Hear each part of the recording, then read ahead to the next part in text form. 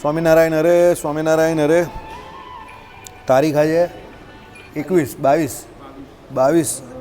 22 December 2024 રવિવારના અનુક્રમમાં આપણે આ શ્રીમદ ભાગવત ગીતા ભાષ્યમ એટલે ગીતા ભાષ્ય ભુજથી પ્રકાશિત જે ગીતા ભાષ્ય છે એ જોઈ રહ્યા છે. ગયા રવિવારે આપણે આ ગીતા ભાષ્યની શરૂઆત કરી દીધી. અત્યાર સુધી એની પૂર્વ ભૂમિકા અને ગોપાળન સ્વામી કૃત ગીતા ભાષ્ય છે તો ગોપાળન સ્વામીનું જીવન ચરિત્ર આપણે જોયું. ગયા રવિવારે આપણે ભાષ્યનું વિધિસર જે કંઈ શરૂઆત એની જે કરવાની હોય તે કરી અને એમાં આપણે જોયું કે ભાઈ ભગવાન શ્રી હરિની પહેલી સ્તુતિ હતી તે જોઈ કે ભાઈ વિશ્વના આધારરૂપ છે, વળી જેમાં વિશ્વ લય પામે છે, જે અનંત વિસ્મયકારક શક્તિઓવાળા છે.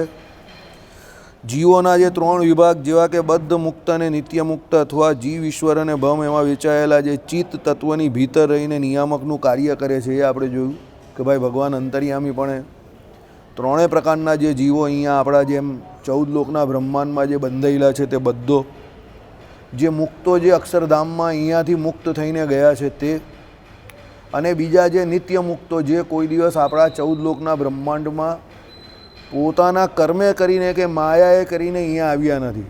હા, ભગવાનની ઈચ્છા કે ભગવાનના સંકલ્પ અનુસારે સ્વતંત્ર રીતે ભગવાનની જેમ જો અહીંયા આવ્યા હોય ભગવાન જોડે ચરિત્ર કરવા માટે, એ વાત અલગ છે. પણ આપણી જેમ નથી આવ્યા એટલે એને નિત્ય મુક્ત કહેવાય છે. આવા જે 3 પ્રકારના જે જીવ કયા એટલે આમ જોવા જાય તો જીવ, પછી ઈશ્વર કોટીના જે દેવતાઓ એટલે ઈશ્વર, અને બ્રહ્મ એટલે જે અક્ષર મુક્તો જે કયા એમાં નિત્ય મુક્તો જે કયા તે, એ 3 કોટીના જે જીવો કયા એની અંદર એ પરમાત્મા પરબ્રહ્મ પુરુષોત્તમ નારાયણ વાસુદેવ અંતર્યામીપણે કરીને રહ્યા છે અને એ બધાનું નિયમન કરે છે. એટલે આ બધા જીવોનું નિયામકપણે ભગવાન જ નિયમન કરી રહેલા છે. એ જ રીતે પ્રકૃતિ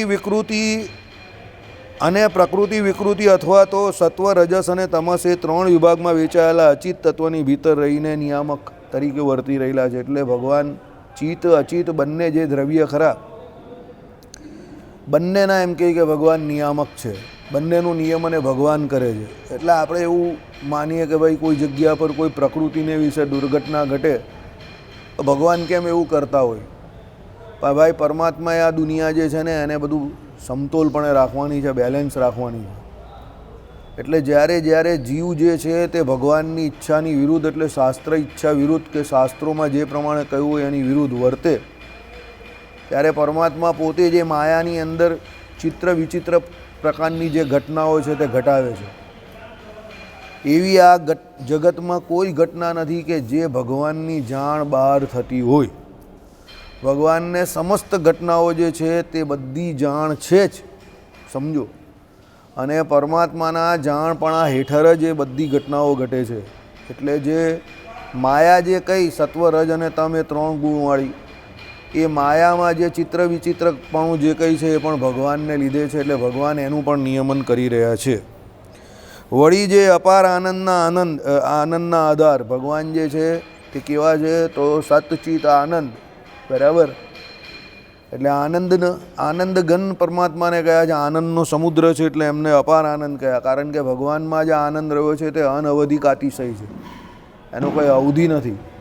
સત્યમ જ્ઞાનમ અનંતમ બ્રહ્મ કે સચ્ચિદ આનંદ તમે જે કહ્યું તેમાં જે અનંત જે શબ્દ જે છે એ શબ્દ અનવધિક અતિશય માટે વપરાયો છે કે અનંત આનંદ, એમ કે અનંત ભગવાન જેટલા સર્વવ્યાપક અનંતપણે ત્રિલોકીમાં નહીં પણ અનંતકોટી બ્રહ્માંડમાં બંને ભગવાનની જે લીલા વિભૂતિ અને નિત્ય વિભૂતિ બંનેમાં જે ભગવાનનું રહેવાપણું છે કે સર્વવ્યાપકપણું છે કે જેને શાસ્ત્રોમાં વિભુપણું કહ્યું છે, એ પરમાત્મા જે છે તે વિભુપણે કરીને સમસ્ત લીલા વિભૂતિ અને સમસ્ત નિત્ય વિભૂતિમાં જે રહ્યા છે તે પોતાના ગુણે સમસ્ત કલ્યાણકારી ગુણે સહિત જ રહ્યા છે.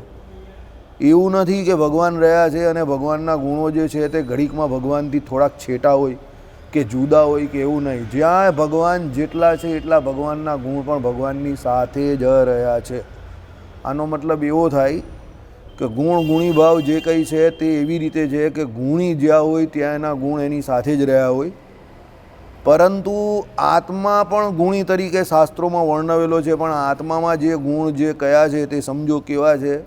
તો દેશ કાળ મંત્ર દીક્ષા ક્રિયા સંઘ જે કંઈ કયા એ 8 શાસ્ત્ર એ જો વિરુદ્ધ હોય, કોની વિરુદ્ધ હોય? પેલા આત્મા જે પોતે પોતાના ગુણમાં વર્તતો હોય અને એ જે વિષમ દેશ કાળ આદિક આવી જાય તો એના જે ગુણો જે છે એને વિશે વિપરીતપણું એટલે વિપર્યપણું ઘટે. સમજો. એટલે એના જે આ બધા જે ગુણો કયા અછેદપણું અભેદપણું સ્વરૂપે કરીને તે બધી વાત સાચી, પણ બીજા જે ગુણો આત્માની અંદર રહ્યા છે, દાખલા તરીકે આત્મા મરવાનો નથી, તે તો દેશકાળ ગમે એટલો વિષમ હોય એ મરવાનો થોડો છે, પણ એને એ મરવાનો છે એવું જે અજ્ઞાન થાય છે સમજો તે એ સંઘને કારણે થાય છે. આ સમજવાનું છે, આ નથી સમજ પડતી ઘણાને કે ભાઈ એને અજ્ઞાન કઈ બાબતનું છે. સમજો એ મરવાનો નથી, એ તો એને નથી જ મરવાનો, કોઈ પણ કાળે નથી મરવાનો કે કોઈ પણ દેશમાં નહીં મરવાનો કે ગમે એટલા શાસ્ત્રો અસત શાસ્ત્રો પણ વાંચે, એ નથી મરવાનો એ વાત નક્કી છે. બરાબર? કારણ કે એ તો એનું મુખ્ય લક્ષણ છે આત્માનું કે એ અજર છે ને અમર છે ને અછેદ્ય છે ને અભેદ છે, એ અવિનાશી છે, એનો નાશ સંભવવાનો જ નથી, કોઈ કાળમાં નહીં સંભળવાનો, કોઈ દેશમાં નહીં સંભવવાનો. પણ એને જે અજરપણું અમરપણું અછેદ્યપણું અભેદ્યપણું જે એના સ્વાભાવિક લક્ષણો જે છે એને વિશે જે ભ્રાંતિ થઈ જાય છે કે એ જે એના ગુણોને કે લક્ષણોને ભૂલી જાય છે એ એનું અજ્ઞાન છે. અને એમાં પેલા દેશકાર ક્રિયા મંત્ર દીક્ષા જવાબદાર છે. સમજો. એટલે એ 8 જે છે એને રૂડા સેવવાની શ્રીજી મહારાજે આજ્ઞા કરેલી છે. આને અજ્ઞાન કહ્યું છે. અજ્ઞાનનો અર્થ એવો નહીં કરવાનો કે જે કહ્યું છે એની વિરુદ્ધ થાય. આપણે ઘણી વખત નહીં સમજતા આ વાત કે દાખલા તરીકે આત્માને અજર અમર અછેદ અભેદ કયો તો આપણે એમ માનીએ કે ભાઈ અજ્ઞાને કરીને કે એ મરી જશે, કે અજ્ઞાને કરીને એ વૃદ્ધ થઈ જશે, કે અજ્ઞાને કરીને એ બાળ થઈ જશે. તો એવું થવાનું જ નથી. કોઈ દિવસ થયું પણ ન હશે, કોઈ જીવ જોડે ન થયું હોય. Guarantee. It is my guarantee to you. કારણ કે આ બધા લક્ષણો જે છે તે અનાદિકાળથી આત્મા જોડે એના અપૃથક સિદ્ધ વિશેષણ છે, એની જોડે જોડાઈને રહ્યા છે. તો એવું કોઈ કાળે થતું નથી, પણ એવું થઈ શકે છે કે એવું એની જોડે થાય છે. એ અજ્ઞાનમાં બધા જીવ જીવે છે, એને કારણે એ દુઃખી છે. આપણા દુઃખનું કારણ એ અજ્ઞાન છે. શું? કે હું વૃદ્ધ થઈ જઈશ, શું હું મરી જઈશ, શું કે હું છેદી નાખશે કોઈ મને, શું કે મને કોઈ ભેદી નાખશે. એમ આઈડિયા આવી ગયો? એ અજ્ઞાને કરીને આપણે દુઃખી છે. એવું થવાનું નથી જ કોઈ કાળે, પણ એ અજ્ઞાન જે છે એ આપણે રોજ રોજ મારે છે. પેલો કહી ને मौत आदमी को एक बार मारती है लेकिन मौत का खौफ आदमी को हर रोज मारता है, बार बार लगातार मारता है. એ અજ્ઞાન છે. બાકી એ તો મરવાનું છે, તે તો શરીર મરવાનું છે. અને એકવાર શરીર જન્મવું એટલે એ મૃત્યુ નક્કી જ છે. કારણ કે શરીર તો જન્મેલું જ એના માટે છે. કેના માટે? મરવા માટે. સમજો. આ બધી બાયલેટરલ પ્રકારની કન્ડિશન્સ કહેવાય. It is all bilateral condition. Bilateral એટલે દ્વિપક્ષીય. જેમ દ્વિપક્ષીય ક્રિકેટની કે એવી સિરીઝ ન રમાય કે ભાઈ અત્યારે ભારત અને ઓસ્ટ્રેલિયાની બાયલેટરલ સિરીઝ રમાઈ છે, એમાં કોઈ ત્રીજો દેશ નથી. સમજી ગયા? એમ આ બધી બાયલેટરલ કન્ડિશન કહેવાય. કઈ? કે ભાઈ તમે જન્મા છો તો બાયલેટરલ છે કે મૃત્યુ નક્કી છે. તમે અત્યારે તમારી જાતને આ લોકનું કોઈ સુખ ભોગવીને સુખી માની રહેલા છો તો બાયલેટરલ વસ્તુ છે કે દુઃખ પણ આવશે જ. સમજો. તમને અત્યારે ભૂખ લાગી છે તો બાયલેટરલ વસ્તુ છે કે ખાધા પછી તમને પાણીની તરસ લાગવાની છે, એટલે સુધા પીપાસા. આઈડિયા આવી ગયો તમને?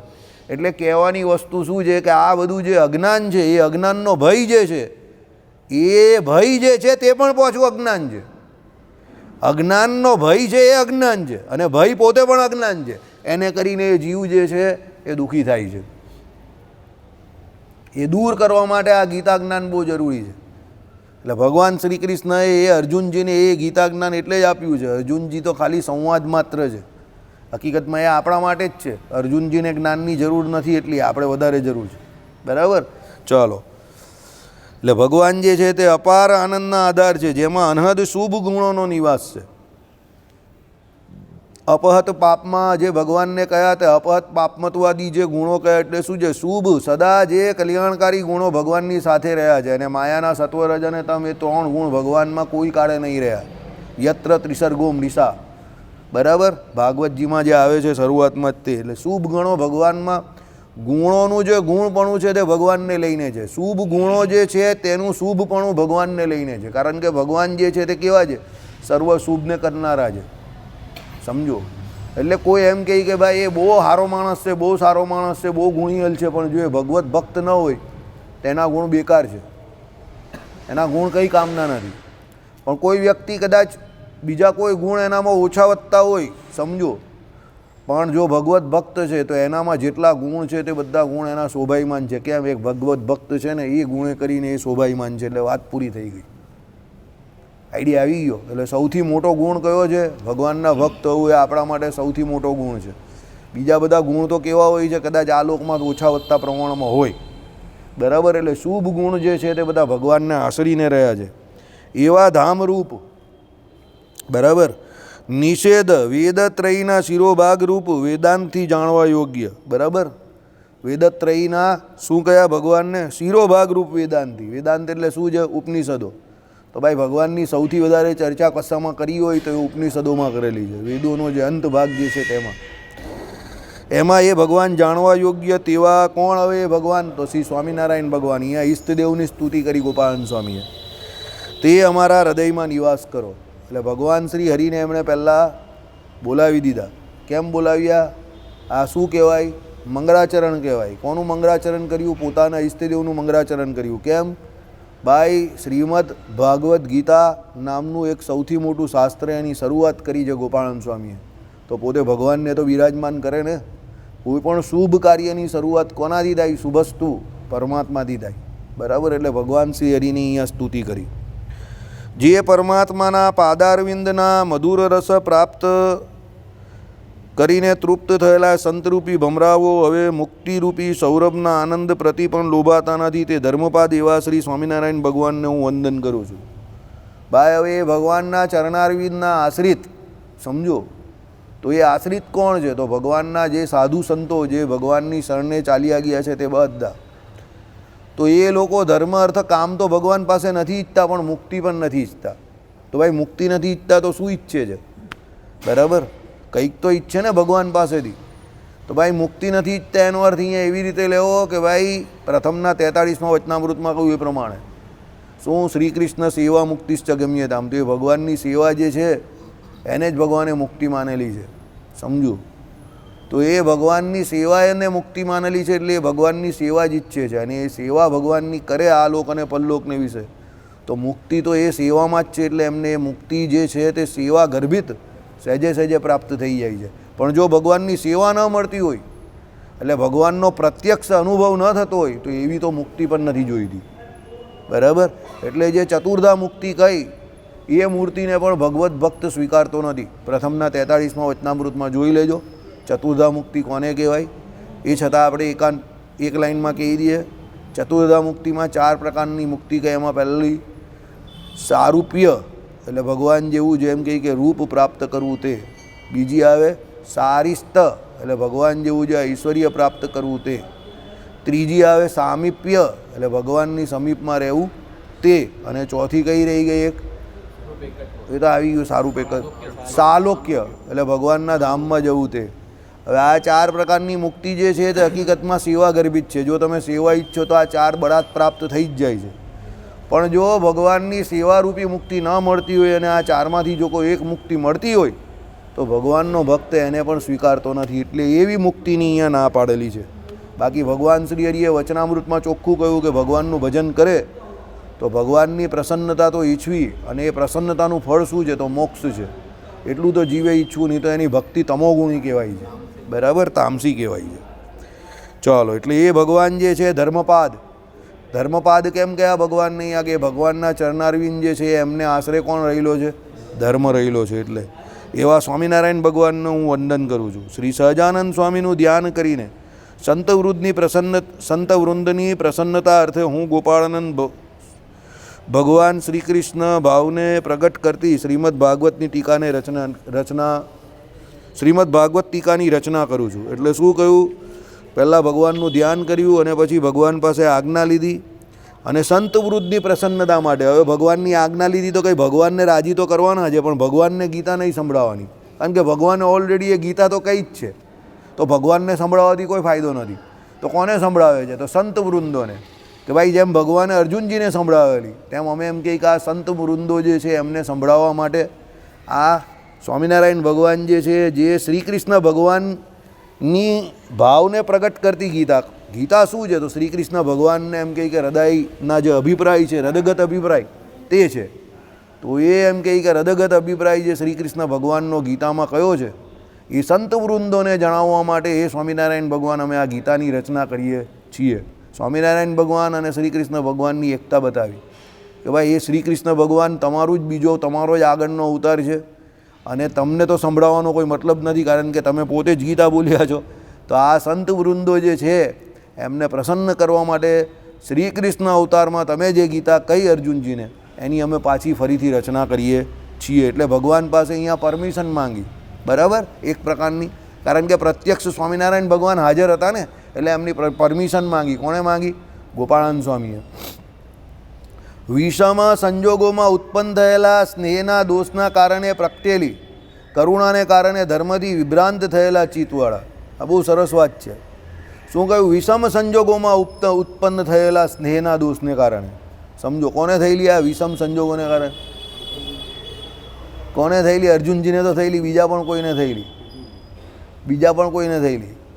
વિષમ સંજોગોમાં ઉત્પન્ન થયેલા સ્નેહના દોષને કારણે પ્રગટેલી, કરુણાને કારણે ધર્મથી વિભ્રાંત થયેલા ચિત્તવાળા. અર્જુનજીને તો થયેલી, બીજાને પણ થયેલી. કંઈ નહીં, ચાલો આગળ.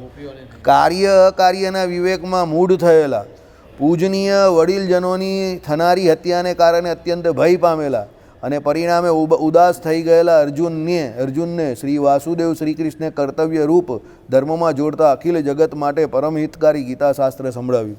અર્જુનજીની તો વાત હતી જ, પણ એવા બીજા ઘણા હતા જે આ પ્રમાણે ધર્મ અધર્મના યુદ્ધને વિશે અર્જુનજીની સાથે જ જે લડતા હતા પાંડવો, અર્જુનજી તો સીધા ભગવાનની સામે કહી દીધું, પણ આ પ્રોબ્લેમ તો બધાને જ હતો ને. યુધિષ્ઠિરને પણ હતો, એ ભગવાને વચનામૃતમાં કહ્યું યુદ્ધ પૂરું થઈ ગયું પછી પણ હતો.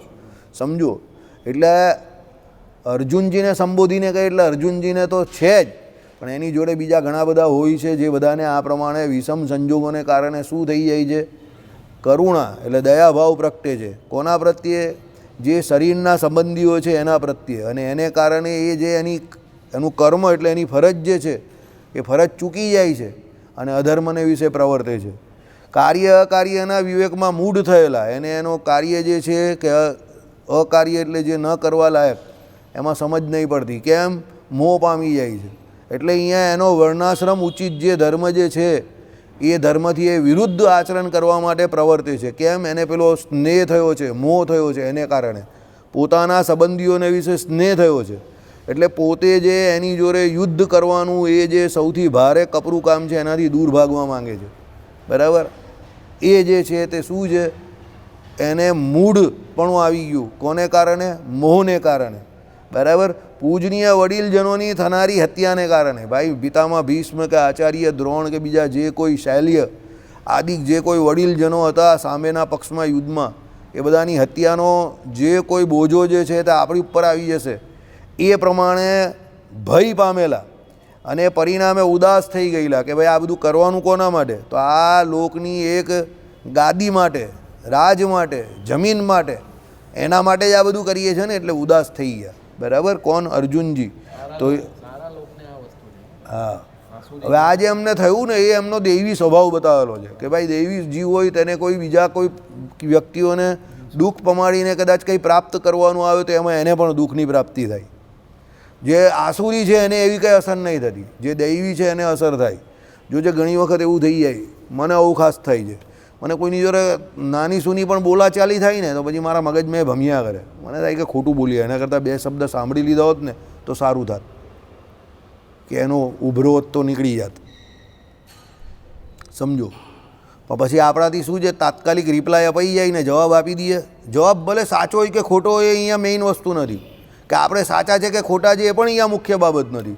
પણ મુખ્ય બાબત અહીંયા શું છે કે આપણું સાચું બોલવાથી પણ જો પેલાને દુઃખ થયું તો પેલો દૈવી જીવ છે એને એવું થઈ જાય કે ખોટું આને દુઃખ કર્યું, એનું કર્મ એને ભારી. એ જે સમજતો હોય કે એ જે કહેતો હોય તે એને જે કહેવું હોય તે કહે, એ તો એનો અંગત અભિપ્રાય છે ને, અને એનો હતો ને એને જણાવી દીધો. એનાથી આપણે કાં કંઈ ફરક પડે છે? કે આપણા જીવનને કાં કંઈ ફરક પડે છે? સમજો. પણ આ જે વિવેક બુદ્ધિ છે તે આપણે સમય પર આવતી નથી, આપણે ભૂલી જઈએ છીએ. આપણે બહુ તાત્કાલિક રિએક્ટિવ બની જઈએ છીએ. અહીંયા બેઠા બેઠા આ વિવેક બુદ્ધિ હું પણ આપું છું તમને, પણ મારામાં પણ અમુક વખતે નથી રહેતી, બોલાઈ જાય છે. પ્રયત્નશીલ તો હું છું કે ન બોલવું જોઈએ, અને ઘણો બધો પ્રયત્ન એવો કરું છું, અને ઘણી બધી જગ્યા પર એવું ખોટું દેખાય તે પણ ચલાવી લઉં છું હકીકતમાં. કેમ? કારણ કે મને એટલી હવે ખબર પડી ગઈ છે કે હકીકતમાં જેને સુધરવું છે તો સુધરવું હોય તો અત્યાર સુધી સુધરી નહીં ગયો હોય. સમજો? એટલે કોઈ નથી સુધરો એનું કારણ એવું છે કે એ સુધરવા માંગતો નથી. એટલે સૂઈ ગયો હોય એને તમે ઉઠાડી શકો, પણ જે સૂવાની એક્ટિંગ કરે એને તમે કેવી રીતે ઉઠાડી શકો? કે જે એવું માનતો જ નથી કે એ બગડેલો છે, કે એનામાં ભૂલ છે, એવું જે માનતો જ નથી, તો તમે એની ભૂલ તમે એને કેવી રીતે સ્વીકારવાના? તમે માનો છો, તમને દેખાય છે એટલે, પણ એને તો એ ભૂલ દેખાતી નથી ને એની. તો પછી તમે એને જબરજસ્તી જોરાવરે કરીને કેવી રીતે સ્વીકારવા દેવાના? કે એ સ્વીકારે એવું તમે શું કરવાના જેનાથી એ સ્વીકારે? એટલે તમે જે બોલો છો એ ખાલી તમારા પોતાના સેટિસ્ફેક્શન માટે બોલો છો, કે તમે એને જવાબ આપી દીધો સાચો એમ, એટલે તમે હળવા થઈ જાઓ. પણ એકચ્યુઅલી એનો કોઈ મતલબ નથી. એ તો આકાશમાંથી શબ્દ અથડાઈને પાછો આવી ગયો, એને તો લાગ્યો નથી કંઈ. ઉલટી તમારું અંતકરણ જે છે એ દ્વેષમાં કે ભયમાં આવી ગયું. બરાબર? આ ભાઈ બી બહુ રિએક્ટિવ છે, બહુ જલ્દી રિએક્શન આપી દે. ટેમ્પરામેન્ટ બહુ ઓછો જાણો, બહુ ઓછો એટલે બહુ ઓછો એમ, એની ઉંમર પ્રમાણે બહુ ઓછો કહેવાય. અને સૌથી મોટી બીકની વાત શું છે? એ ધંધો કરે છે. સમજો? ધંધો કરે એ માણસમાં તો બહુ ભારી ધૈર્ય જોઈએ. સામેવાળો ગમે એટલું ખોટું બોલે, જુઠ્ઠું બોલે ને, રિએક્શન આપવાનું જ નહીં. કારણ કે માલ આપવો કે ના આપવો એ તો તમારે નક્કી કરવાનું છે ને. એ તો વ્યક્તિ સામેવાળો છે. એ તો 100 રૂપિયાની વસ્તુ તમારી પાસે 20માં પણ માગે કે 30માં પણ માગે. રિએક્ટિવ નથી બનવાનું. એને એવું નહીં કહેવાનું ચાલ ચાલ ચાલ્યો જા, કે આમ તેમ, કે ના મળે ભાઈ મને નહીં પોસાતું, વાત પૂરી થઈ ગઈ. બરાબર? આઈડિયા આવી ગયો. પણ આપણામાંથી યાર એ ધીરજ રહેતી નથી. સમજો? એ બહુ જરૂરી છે. જો ખોટાને ખોટો સાબિત કરીને કંઈ ફાયદો ન થતો હોય તો ખોટું અંતકરણ ભ્રષ્ટ શું કામ કરવું? જીવનમાં પેલો કહે ને, જિંદગી में काम और भी बहुत है. बराबर? तो ये छोटे छोटे काम के लिए अपना दिमाग क्यों खराब करने का? बराबर? કેટલા ટકા લોકો આપણા કહેવાથી હકીકતમાં સુધરે છે કે સુધરવા માંગે છે કે એને પોઝિટિવ લઈ છે એ આપણે વિચારવાનું છે. નહીં તો આપણે આપણો ટાઈમ બગાડી રહેલા પ્રિસિયસ એ લોકો પાછળ. નોન રિએક્ટિવ બનો. બીજા શું કરે છે એને આપણા જીવન જોડે હકીકતમાં કોઈ લેવા દેવા નથી. કોઈ એટલે કોઈ લેવા દેવા નથી. 1% પણ લેવા દેવા નથી. સમજો? પણ આપણે એ સમય પર જે રિએક્શન આપી દઈએ છીએ અને જવાબ આપવામાં એટલા બધા તાત્કાલિક પેલા ઉગ્ર થઈ જઈએ છે, જેને કારણે સુધરેલા કામ બગડશે અને બીજા સારા થતા હશે તે અટકશે, પણ થશે નહીં. યાદ રાખજો. એપ્રોચ ખાલી એક જ રાખો, તમારે શું કરવું છે અને એ કેવી રીતે થઈ શકે, બસ. બીજા શું કહે છે, કેમ કહે છે એ વિચારવાનું જ બંધ કરી દેવું. સમજો? ઓનલી વન એપ્રોચ, કે તમારા કામ કરવાથી જે કામ થવાનું છે, એટલે કરતા તો તમારે જ બનવાનું છે. અને બીજા જે કંઈ કહેવાના છે તે પોતાના હિસાબે કહેવાના છે. તમને એની જોડે કંઈ લાગતું જ નથી તો તમે શું કામ રિએક્ટિવ બનીને એને જવાબ આપો? તમારા જીવનમાં 0.1% પણ એ વ્યક્તિના કોઈ બોલવાથી અસર થતી નથી. સમજો? તો બોલીને કે એને જવાબ આપીને કે તમે તમારી જાતને સાચી સાબિતને શું સાબિત કરી દેવાના? વિશેષ કંઈ નહીં, ખાલી સંતોષ કે મેં એને જવાબ આપી દીધો, બસ. આ એક પ્રકારનો સંતોષ છે. એવું જ છે ને એકચ્યુઅલી તો. સાયકોલોજી તો આ જ કામ કરે છે ને, કે ભાઈ મારે એને જવાબ આપી દીધો, મેં એને જવાબ આપી દીધો, બસ. 100માંથી 95 માણસ આ જે બીમારી છે ને એનાથી પીડાય છે. 95 નહીં, 99 હશે. કે એણે મને કંઈ કહ્યું ને મેં તો એને જવાબ આપી જ દીધો ને, એમ કરીને પાછો બીજા 4ની સામે એની જાતને પ્રૂવ કરતો જશે ને પાછો હોશિયાર સાબિત કરતો જશે. એકચ્યુઅલી એ મહામૂર્ખાઈ છે આપણી. એ મહામૂર્ખાઈ છે. આપણે શું કામ એને સાબિત કરવાની જરૂર છે કે એને જવાબ આપવાની જરૂર છે? જ્યાં તમે પોતે જ જાણો છો કે તમે સાચા છો, તો પેલા 99ની સાથે તમે શું કામ ભળો છો મૂર્ખોમાં? સમજો? બરાબર? આઈડિયા આવ્યો? ભૂલ કરીએ છીએ ને આપણે આ બધી. સમજો? શાસ્ત્રમાંથી જ આ ખબર પડે. 1% લોકો પણ આપણા કહેવાથી સુધરતા ન હોય, 1% પણ એનું રિઝલ્ટ નહીં આવતું હોય, તો ખોટી ખોટી શું કામ એનર્જી વેસ્ટ કરવી? ભગવાને કહ્યું એ પ્રમાણે સાહજિકપણે જે કંઈ થતું હોય, સહજ ભાવે જે કંઈ થતું હોય એ કરવાનું. લોહી ઉકાળો પર્સનલ કંઈ નહીં. આ સાહજિકપણે જે થાય છે તો આપણે કરીએ છીએ, સમજો. પણ લોહી ઉકાળો કંઈ નહીં કે પેલાનું આમ ને આનું આમ ને, એ લોહી ઉકાળો કરવો નહીં. કેમ? આપણા કહેવાથી કે આપણા કરવાથી દુનિયા બદલાતી નથી ને બદલાવાની પણ નથી, સમજો. એ ખાલી મેં તમને કહું આપણો પોતાનો સંતોષ હોય છે કે મેં આ કરી નાખ્યું એમ, બસ. અને મારા જોવાથી ઘણા બધા લોકો જોઈ લેશે કે ઘણા બધા લોકો સુધરી જશે. એકચ્યુઅલી એવું કંઈ થતું નથી. આ મારા 50 વર્ષના અનુભવથી તમને કહું, એકચ્યુઅલી એવું કંઈ જ નહીં થતું. ઉલટી લોકો તમને મૂર્ખમાં ગણશે. એના કરતાં પોતા માટે કંઈ કરશો ને અને પોતે થોડાક મજબૂત થઈ જશો ને, સમજજો, તો ઉલટું થશે. જે લોકો તમારી વિરુદ્ધ જઈ રહેલા જ ને તમારી મજબૂતી જોઈને પણ તમારી પાસે આવશે. બોલો, આ ભગવાનને ઓળખીને એક વાત કરું. જે સભામાં આપણે જ્ઞાન આપવા માટે જતા હતા અને જે વ્યક્તિને એ સૌથી વધારે ન ગમતું હતું, એ વ્યક્તિ આજે આપણા કોન્ટેક્ટમાં આવીને આપણે કહી છે કે વાસુદેવભાઈ કંઈ નવું કરવાના છો તમે?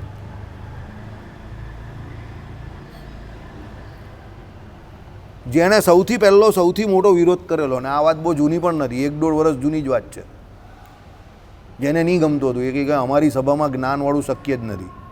એ વ્યક્તિ આજે અઠવાડિયામાં 2 વાર મારી પાસે, કાં 15 દિવસમાં 1 વાર આવે છે, કાં 2 વાર, અને મને પૂછે છે કંઈ નવું કરવાના છો, કંઈક નવું કરવાના છો. કેમ? ખબર? એને ખબર પડી ગઈ એક વાતની. શું? કે આ લોકો ખાલી બોલવામાં નહીં માનતા, જેટલું થાય એટલું કરવામાં માને છે, સમજો. બરાબર? એ વસ્તુ એને ફાવી ગઈ ને એને ગમી ગઈ. લોકો જે મહાલય શ્રાદ્ધ ન કરાવતા હતા, બરાબર, એ લોકોના સમાજમાં કોઈ ન કરાવતો હતો. ઘરમાં શ્રાદ્ધ થાય નહીં એવું ઘણા લોકો કહે છે. તારા ઘરમાં પણ ના પાડતા હતા, મારા ઘરમાં પણ મારા બાપ દાદાઓ ન કરાવતા હતા, બરાબર. શરૂઆત કરી આપણે લોકોએ. મારે ત્યાં તો થતું થઈ ગયું 2 વર્ષથી, તારે ત્યાં પણ 2 વર્ષથી થાય છે, મારે ત્યાં લગભગ 2 વર્ષથી 3 વર્ષથી થાય છે, સમજો. બરાબર? એ ભાઈને ત્યાં પણ આ વર્ષથી શરૂઆત થઈ ગઈ. હવે હું એ સમય પર એ ભાઈનો પર્સનલ વિરોધ કરી દે અને ગાળાગાળી મારામારી જે કંઈ થતું હતું તો કરતે, તો અત્યારે એવું થતે? હવે એણે જે શરૂ કરેલું જ ને, સમજો, હું તમને ગેરંટેડ કહું છું કે એ અહીંયા અટકશે નહીં. એના સમાજવાળા ઘણા લોકો કરશે એને ફોલો, સમજો. હવે આનું પણ તમે જો, મને ઘણા લોકો પૂછવા આવે છે કે ભાઈ આપણાથી આ લેવાય? ઘણાને એ પણ નહીં ખબર કે ગ્રહસ્થ માણસ હોય ને ત્યાં લઈ શકે. નિલેશને બધા એવી રીતે પૂછવા આવે છે કે એ 2 તો લઈ. હવે ઘણાને એવું છે કે આ ખાલી એમ કહે કે જે અમારા જેવા હોય એ લઈ શકે, ગ્રહસ્થ નહીં લઈ શકે. લોકોને કેટલું અજ્ઞાન છે, તમે વિચાર કરો. બરાબર? હવે આની તો આપણે કોઈ એડવર્ટાઇઝ કરેલી નહીં. આપણે તો ઉલટી બંધ રહે એવી વાત ઈચ્છતા હતા, કારણ કે મને બીજો ભય હતો એમાં કે જેને ન બોલાવેલા હોય તો એ નહીં આવી જાય, સમજો. એટલે હું આને છુપાડીને જ કરવા માંગતો હતો અને છુપાડીને જ કર્યું. પણ હવે લોકો એવું પૂછે છે કે ભાઈ આ કેમ કર્યું? બરાબર? કેમ? જે સાચો હશે, જેને જિજ્ઞાસા હશે તે સામેથી પૂછશે જ. અને ઘણા લોકો એ પણ પૂછે છે કે આપણાથી લેવાય?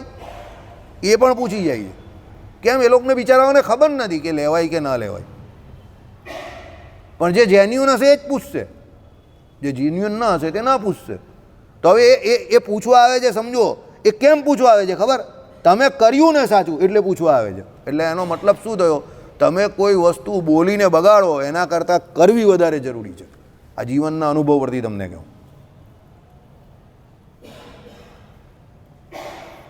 મેદાન પર બેઠા બેઠા કઈ બોલે કયા સ્ટ્રોક લાગે, કેટલા રન થાય આ પીચ પર, કેટલો વિનિંગ ટાર્ગેટ છે, આ બધું કોમેન્ટ્રી બોક્સમાં બેસવું અને બોલવું એના કરતાં ગ્રાઉન્ડ પર જઈને 25, 50, 100 રન કરીને મેચ જીતાડવી તો લાભકારક કયું છે? પેલો ગ્રાઉન્ડ પર જઈને રમે કે પેલો કોમેન્ટ્રી આપે તે?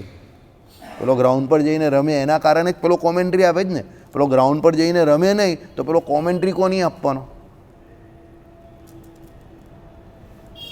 વાત સમજા મારી? એ ગ્રાઉન્ડ પર જઈને જે રમનારો છે ને એ મુખ્ય કરતા છે.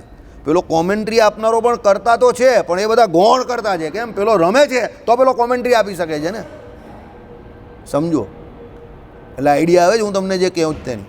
આમાં જે લખેલું છે એનું આપણા જીવનમાં આચરણ કરવું એ મુખ્ય કર્તાપણું છે. પછી એની કોમેન્ટ્રી તો બધા આપે અમારા જેવા.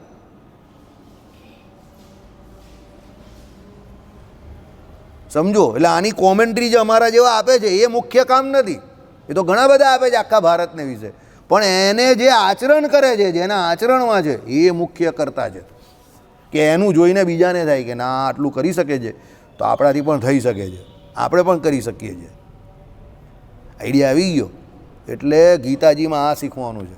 ભગવાન અર્જુનજીને એ શીખવાડે છે કે તું જો આ કરશે તો કાલે ઉઠીને મોટા જે છે એનું જે અનુસરણ છે તે બીજા સામાન્ય જીવ કે નાના જે કોઈ હોય તે બધા કરે. તો જો અર્જુન કરી શકે છે તો અમે પણ કરી શકશું. એટલે તું કરા. સમજી ગયા? એટલે કર્તાપણું પણ આમાં પણ આ પણ જોવાય કે મુખ્ય કર્તા શું છે. ગૌણ કર્તા તો ઘણા બધા હોય, પણ મુખ્ય કર્તાપણું શું છે એ જોવાનું છે. અર્જુનજીનું મુખ્ય કર્તાપણું આમાં કેમ કહ્યું ભગવાન શ્રી કૃષ્ણએ કે ભાઈ મહાભારતના યુદ્ધમાં પાંડવ પક્ષે જો કોઈ મુખ્ય યોદ્ધા હોય તો ભીમ અને અર્જુન હતા. એમાં અર્જુન મેઇન હતા, ભીમસેન પણ હતા, દુર્યોધનને એના જે ભાઈઓ એ બધાને એને જ માર્યા. સમજો. પણ અર્જુનજી મુખ્ય યોદ્ધા હતા. અર્જુનને કંઈ થાય તો પાંડવો હલી જાય એવી હાલત હતી. એ મુખ્ય કરતા હતા. એટલે ભગવાને આ પ્રમાણે કહ્યું છે કે એનું આચરણ તે બધાનું આચરણ. હવે તમે ખાલી વિચારો, જો અહીંયા અર્જુનજી હથિયાર મૂકી દે, સમજો, જસ્ટ ઇમેજિન, પાંડવો યુદ્ધ કરતે ખરા? યુધિષ્ઠિર યુદ્ધ કરવા જતે ખરા? મેચ પૂરી થઈ જતે ને, બોલ આપી દેતે ને, લે ભાઈ તમે બોલ જીતી ગયા, જાઓ ભાઈ. સમજો. આ હું તમને કેમ કહું છું કે અર્જુનજી કેમ મુખ્ય કરતા છે. યુદ્ધ પૂરું થઈ જશે ને ત્યાં જ. શરૂઆતમાં જ ધૃતરાષ્ટ્ર શું કહે છે સંજયને કે આ વાસુદેવ શ્રી કૃષ્ણ જ પેલાને ભડકાવે છે, બાકી અર્જુન તો યુદ્ધ કરવા તૈયાર નથી. એમ કે જો આ જ એને ભડકાવે છે. વાસુદેવની જ ઈચ્છા એવી છે કે આ યુદ્ધ થાય ભાઈઓ ભાઈઓ વચ્ચેનું. બાકી શું કહેતા હતા ધૃતરાષ્ટ્ર કે જો અત્યારે અર્જુન બેસી જાય તો 100% ભીમને જ મનાવવાનો રહી, બાકી યુધિષ્ઠિર તો આમ જ બેસી જશે. એ તો પહેલેથી તૈયાર જ છે બેસવા. એટલે અર્જુનજી મુખ્ય કરતા છે. સમજો. આ બધું સમજવાનું છે આપણે.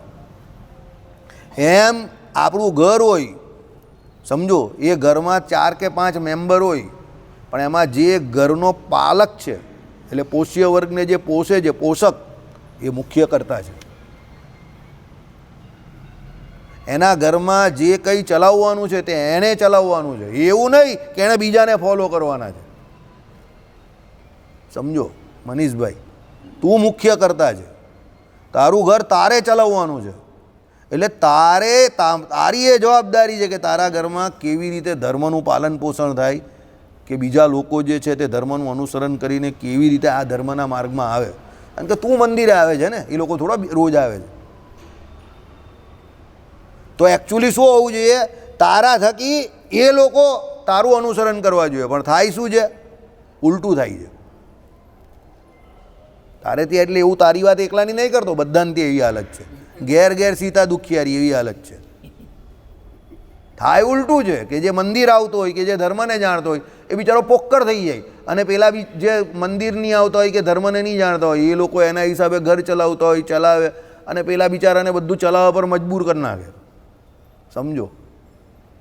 તો મુખ્ય કરતાં ગૌણ પણ વર્તે અને ગૌણ કરતાં મુખ્ય પણ વર્તે, તો પછી તો અધર્મનો પ્રચાર પ્રસાર થાય ને. આઈડિયા આવી ગયો કે અહીંયા આ વાત છે બધી. ચાલો. એટલે ભગવાન અર્જુનજીને કહે છે. સમજી ગયા? સંવાદ અર્જુનજી જોડે એટલે છે કારણ કે યુદ્ધનો મેઇન પાંડવ પક્ષે કરતા અર્જુનજી છે. સમજો. બરાબર. ચેસની ગેમ આવડે કોઈને? ચેસની ગેમમાં શું હોય? રાજાને બચાવીને રાખવો પડે. રાજા મુખ્ય કરતા છે. રાજા ઇઝ ગોન, મેચ પૂરી થઈ ગઈ, બાકી બધું એમને એમ બેઠેલું હોય. રાજા ગયો, મેચ પૂરી. એમ ઘરનો જે પોષક જે છે, પાલ્ય વર્ગ આખો જેના હાથમાં છે એ રાજા છે.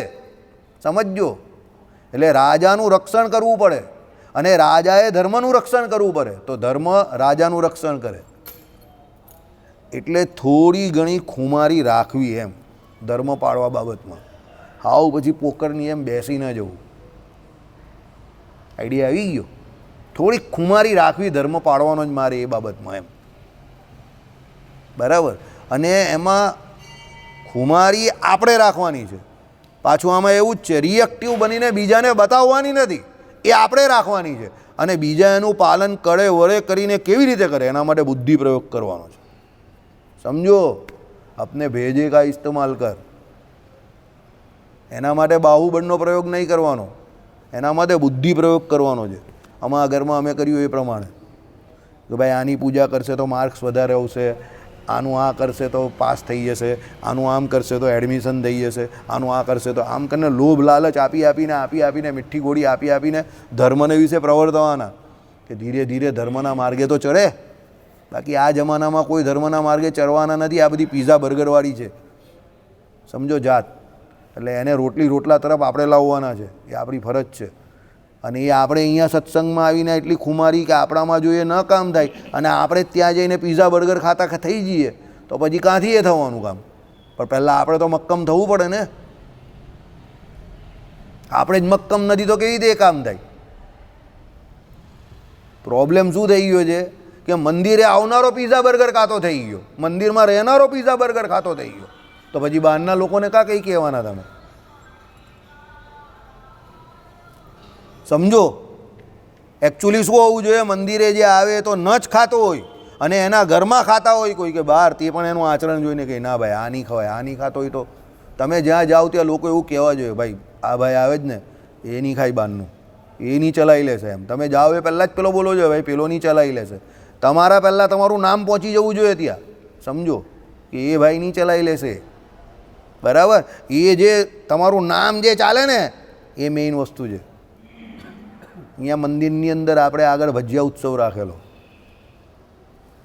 આપણે ચોખ્ખો તેલનો ડબ્બો આપેલો, અંદરના એક કોઠારીશ્રી એવું કહે કે તમે હનુમાનજીનું વાપરેલું તેલ લઈ લો તમારા માટે અને આ અમને સંતોને આપી દેવું. એટલે કોઈ એવું કહ્યું કે ભાઈ વાસુદેવભાઈ નહીં ચલાવી લે, વાસુદેવભાઈએ જે તેલ આપ્યું એ જ ચલાવે, બાકી આ તમારું હનુમાનજીનું જે યુઝ થયેલું તેલ છે એ હરિભક્તોને એમાંથી ભજીયા ખવડાવે તે નહીં ચલાવી લે. તે કે એમને કેવું કે સંતો માટે છે, તે કહે કે ના તો પણ નહીં ચલાવી લે. મને એ વાત ગમી જેણે એ વાત કરેલી તેની, ભલે મારા નામ પર ટિકિટ ફાડી. કેમ? એ બાને જેના માટે આપણે એ તેલનો ડબ્બો આખો ચોખ્ખો મંગાવેલો એનામાંથી ભજીયા બનીને એ લોકોને મળ્યા તો ખરા ને. એ ડબ્બો નહીં થઈ ગયો ને, એ ડબ્બો નહીં થયો ને. સમજો, એક વાત ક્રિસ્ટલ ક્લિયર છે કે જો ભાઈ તમે લોકો એ હનુમાનજીનું યુઝ થયેલું તેલ એનું કંઈ ખાવા તૈયાર નથી તો હું મારા હરિભક્તોને શું કામ એ ખવડાવું?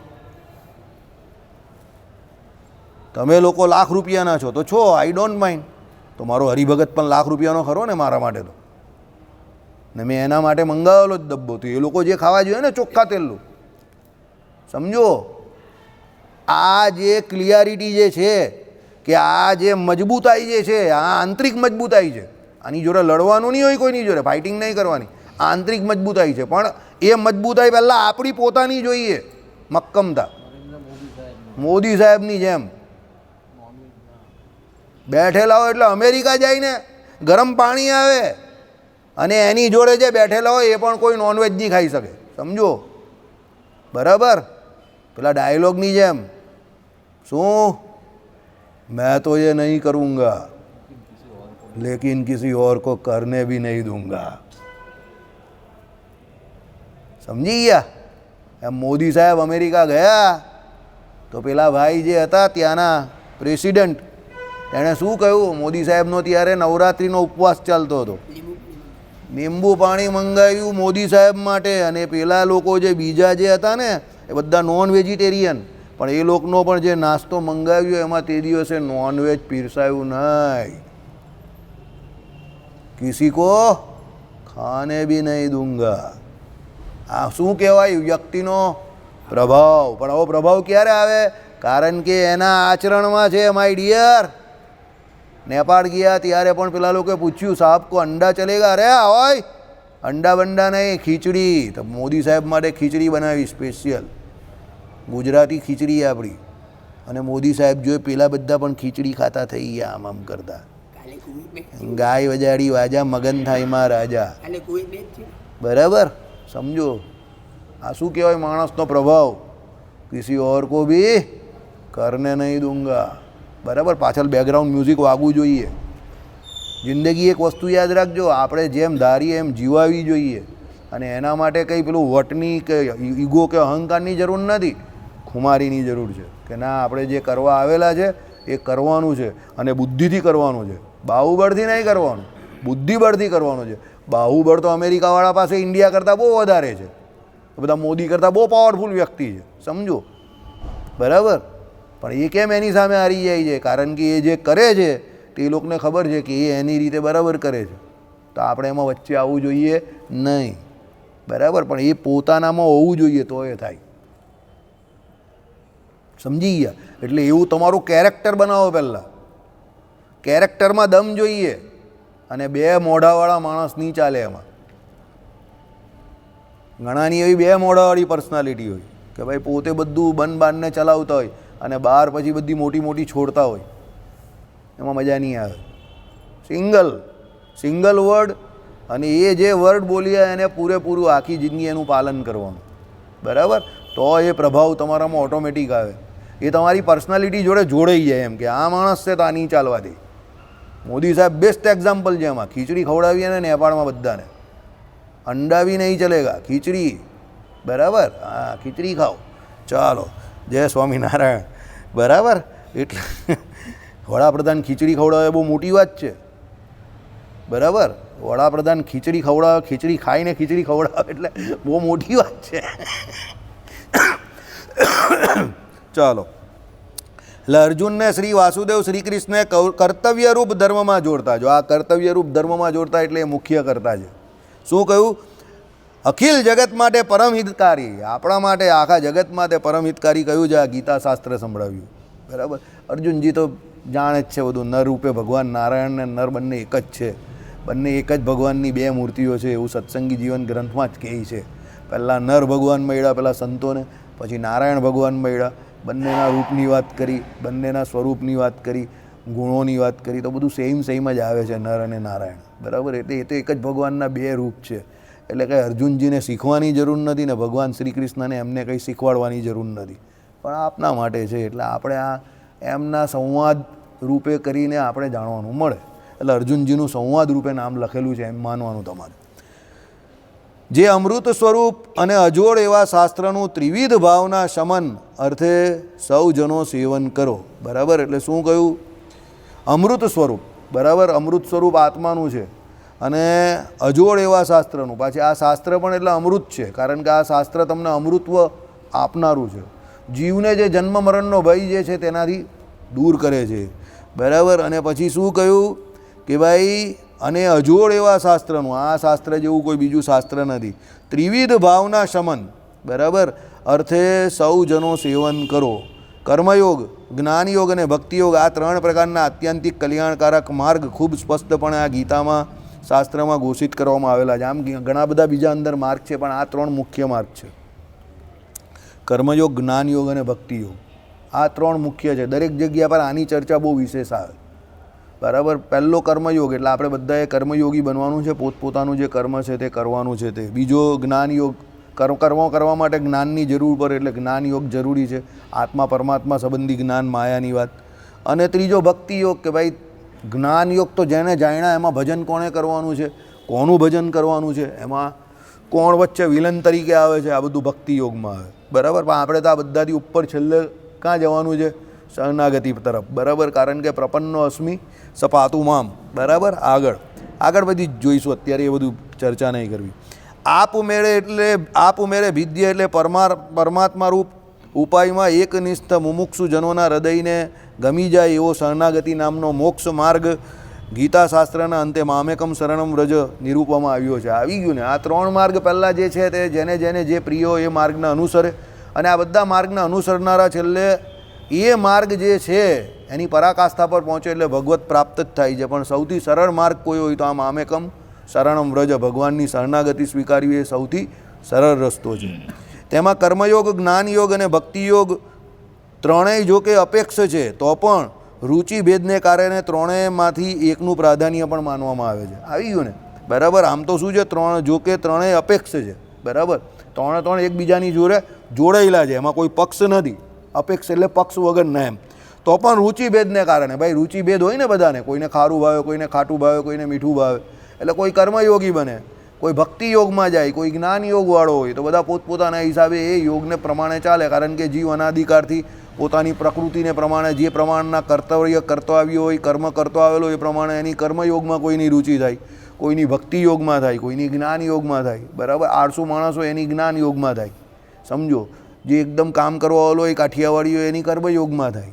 બરાબર, અને ભક્તિ યોગમાં કોની થાય? બહુ ઓછાની થાય. ભક્તિ યોગ બહુ અઘરો છે. કેમ? કારણ કે ભક્તિ યોગ માટે, ભગવાન માટે બધું કરવાનું તો છે જ ને, તો માયાનું બધું મૂકવું પડે.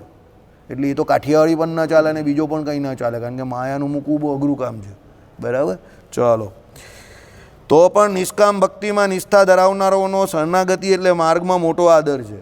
જે નિષ્કામ ભક્ત છે તે શું છે? બધું છોડીને છેલ્લે ભગવાનની શરણાગતિ સ્વીકારી લઈ છે. મામેકમ શરણમ વ્રજ. ભાઈ આ બધા જેટલા તમે માર્ગ બતાવ્યા બધા માર્ગ સાચા છે, પણ આ બધા માર્ગમાં મને કંઈક ઉણપ લાગે છે. કેમ?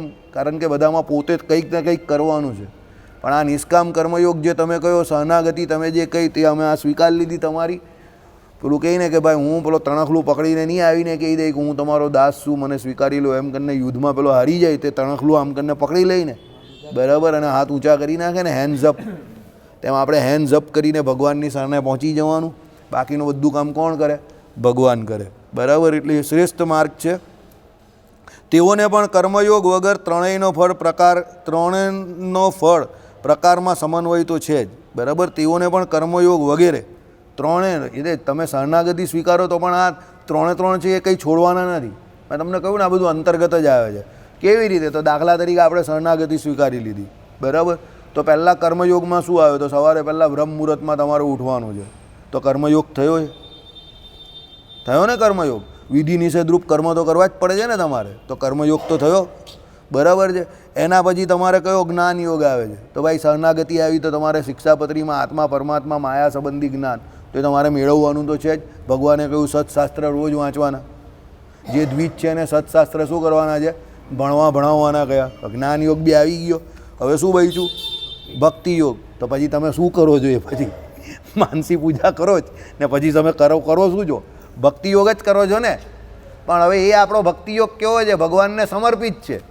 એટલે આપણે શરણાગતિની અંતર્ગત આ બધું કરીએ છીએ, સેપરેટલી નહીં કરતા. પણ એ બધાનો સમન્વય તો છે જ, કરીએ તો છીએ જ બધું, સમજો. પણ કોઈ એક યોગને આપણે સેપરેટલી પકડીને નહીં બેસતા, શરણાગતિની અંતર્ગત આ બધું કરીએ છીએ. ગિરીશભાઈના પ્રશ્ન જેવું, કાલે ગિરીશભાઈએ મને પ્રદક્ષિણામાં પ્રશ્ન પૂછ્યો કે તમે આ જે ચલાવ્યું ત્યાં ઓમકારમાંથી આ બધી જગતની નાદમાંથી ઉત્પત્તિ થાય, અકાર મકાર અને ઉકાર અને અર્ધમાત્રમાંથી, બરાબર, એમાંથી એમ કહે કે શબ્દ થયો અને શબ્દમાંથી પછી આ બધું થયું આ પ્રમાણે, આ ત્રણ. તો પછી એમ કહે કે પેલા બધા મૂળ પુરુષ ને પ્રકૃતિ પુરુષ, મૂળ માયા અને મૂળ પુરુષ અને મૂળ માયા ને એ બધું કાં ચાલ્યું ગયું? એમાંથી એ જે સૃષ્ટિની ઉત્પત્તિ થઈ તો એ ખોટું ચલવેલું? બોલો, જવાબ આપો. સમજ પડી પ્રશ્નમાં? પહેલાં આમાં કાલે આવ્યું કે ઓમકારમાંથી આ બધું થયું, તો આપણે પહેલાં શું ચલવું? બધે વચનામૃતમાં કે બધે શું આવે છે? મૂળ પુરુષ અને મૂળ માયા, અને એમાંથી પછી શું થાય છે? પ્રકૃતિ પુરુષ ને પ્રધાન પુરુષ, અનંત કોટી જે કહે ભાઈ મહાતત્વ, બરાબર. તો એ કંઈ ખોટું ચાલવું? તો પછી આ ખોટું કે એ ખોટું? આમાં તો ઓમકારમાંથી એ સાચું છે, તો એ કેવી રીતે સાચું ને આ કેવી રીતે ખાચું? બંને કેવી રીતે? વિરાટનો દેહ થાય ત્યાં સુધી બધું આગળ બોલ્યું છે ને, મને મોટે નથી ત્યારે. હા, કઈ નહીં. વિરાટનો દેહ આવે ત્યાંથી બ્રહ્મા વિષ્ણુ મહેશ આ લોકના તેમ દેવતા થાય. ત્યાં પહેલાં તો ઓલું બધું છે મહતત્વ, અહંકાર ને બધું, તો એ પહેલાંનું છે ને. અહીંયા સહી પકડે. જોયું? મેં તમને કેટલી વાર કહ્યું, જીવનમાં હોશિયારી લાવવા માટે ભણવું જરૂરી નથી. હું વારે કહું જ ને, જે નથી ભણેલા હોય તો એ બહુ ગણેલા હોય છે. મનીષ, તને નહીં ખબર પડેલી ને? બોલ. ત્યાર પછી તો ઘણા સમય વિરાટ પુરુષનો દેહ થાય ને. એક વસ્તુ યાદ રાખજો, કોઈ દિવસ માણસની સફળતા જોઈને એની હોશિયારીનું આંકન કરવા નહીં જતા, માર ખાઈ જશો. કોઈ વ્યક્તિ સફળ હોય એટલે હોશિયાર છે એવું નહીં માનતા, અને કોઈ વ્યક્તિ નિષ્ફળ છે કે એને કોઈ સફળતા ધારેલી મળી નથી એ જોઈને એવું નહીં વિચારતા કે એને બુદ્ધિ નથી કે હોશિયાર નથી. માઇન્ડ ઇટ, સમજજો. આ જિંદગીનો બહુ મોટો સિદ્ધાંત છે. એટલે આપણી સફળતા જોઈને એવું નહીં વિચારતા કે આપણે બહુ હોશિયાર છે. અને આપણે નિષ્ફળ થઈ ગયા તો નિરાશ થવાની જરૂર નથી કે આપણે બહુ ગગા છે.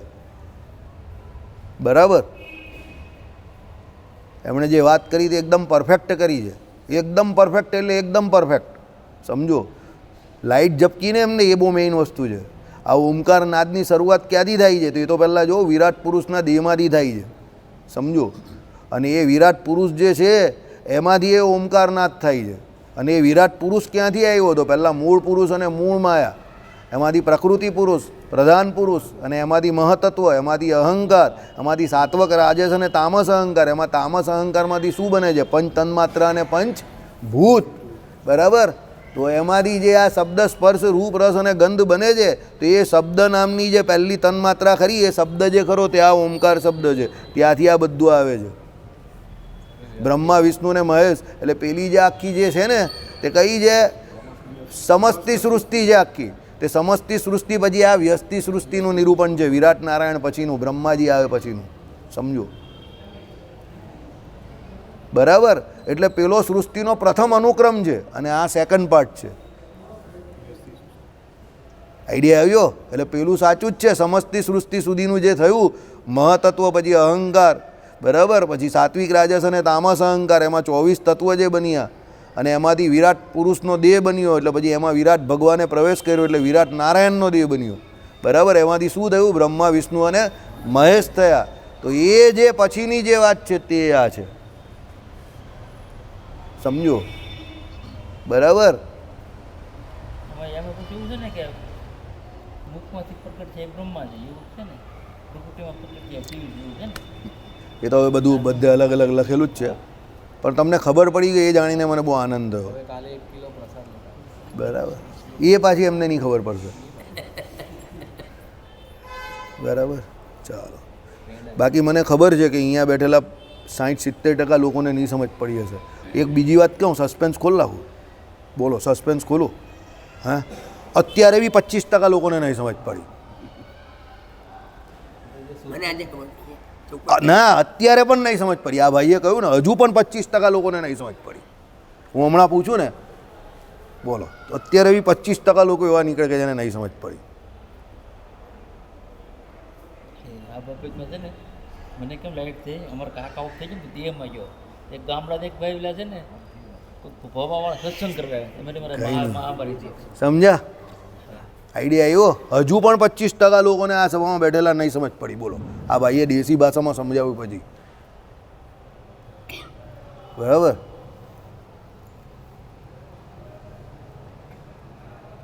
આઈ એમ નોટ અ હીરો. સમજી ગયા? અશોકભાઈ આવ્યા નથી ને? અશોકભાઈનું હું કાયમ જોઉં છું. તમે લોકો પિક્ચરમાં, ગુજરાતી પિક્ચરમાં નરેશ ને મહેશ કનોડિયાને જોતા હતા ને? અમે એ લોકોને જોઈએ જ નહીં પહેલેથી. અમે વિલનને જ જોઈએ, કારણ કે ફિલ્મ આખી વિલન જ ચલવે. હીરોને એટલો દોડાવે, થકવી નાખે, હેરાન પરેશાન કરી નાખે. બુદ્ધિ ડિરેક્ટરને વિલનની હોય. સમજો, હીરો તો ખાલી જવાબ આપતો હોય એને, વિલન એને દોડાવે આમ તેમ. એટલે વિલનની રીતે વિચારો. સમજો, વિલન બનવાનું નથી, પણ વિલનની રીતે વિચારો. પોલીસ ચોરને પકડે કેવી રીતે? એને જેટલા ગુના કર્યા હોય ને એમાં જોઈ કે આમાં આણે શું શું કરેલું છે, હવે એ શું કરી શકે છે એ વિચારો. ચોરની જેમ વિચારવું પડે પોલીસે, તો ચોરને પકડી શકે. પોલીસની રીતે વિચારે તો કે આમ ઊભો રહેલો હોય ને પેલો ચોર આવીને એમ નહીં કહેવાનો કે ભાઈ હું ચોર છું, અહીંયા ચોરી કરવા જાઉં છું, રાત્રે 12 વાગ્યા પછી આવી જજો. એવી રીતે કંઈ ચોર બોર નહીં પકડાય. એ પોલીસે ચોરની જેમ વિચારવું પડે. એટલે હું અત્યારે પણ કહું છું, 25% લોકોને હજુ પણ સમજ નહીં પડી. રેડ પાડું ને હમણાં તો 25% લોકો એ ખુલી જાય પેપર. બરાબર? પણ આપણે એવું કરવું નથી. ચાલો. શ્રીપતિમ શ્રીધરમ સર્વદેવેશ્વરમ